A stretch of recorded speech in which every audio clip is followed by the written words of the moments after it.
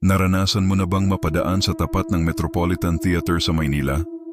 Alam mo ba na sa likod ng magarbong arkitektura nito ay may mga kwentong bumabalot ng hiwaga at katatakutan? Marami ng security guard at staff ang nakaranas ng mga hindi maipaliwanag na pangyayari dito. Isang gabi, habang nag-iikot ang isang gwardiya, bigla na lang siyang nakarinig ng malamyos na tugtog ng piano mula sa loob ng Grand Hall, kahit alam niyang siya lang ang tao sa buong gusali. Pagbukas niya ng pinto, biglang tumigil ang musika at wala siyang naabutang kahit sino. Paulit-ulit daw itong nangyayari. Sabi ng ilan, baka raw kaluluwa ito ng isang dating pianista na labis ang pagmamahal sa teatro. May isa pang kwento tungkol sa isang janitor. Habang naglilinis siya sa backstage, may nakita siyang isang babaeng nakaputing bestida na parang isang balerina, umiiyak sa isang sulok. Akala niya ay naligaw lang ito, kaya nilapitan niya para tanungin. Pero paglapit niya, dahan-dahan itong naglaho sa harap mismo ng kanyang mga mata. Kinilabutan siya at tumakbo palabas.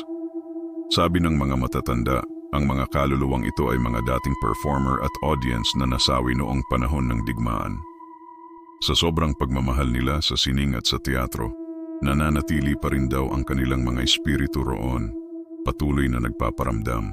Minsan daw, kung talagang pakikinggan mo, maririnig mo ang mahihinang bulungan at palakpakan na para bang may nagaganap pa ring palabas sa gitna ng katahimikan ng gabi.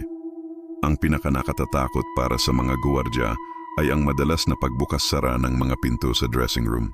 Kahit nakalock ang mga ito, minsan may anino silang nakikitang dumadaan sa kanilang peripheral vision at paglingon nila wala namang tao.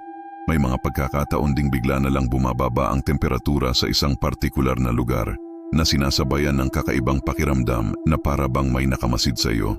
Hindi lang ito simpleng kwentong multo.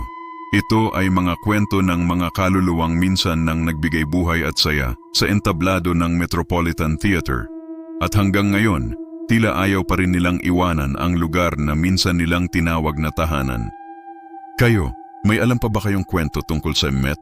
I-comment nyo naman sa baba.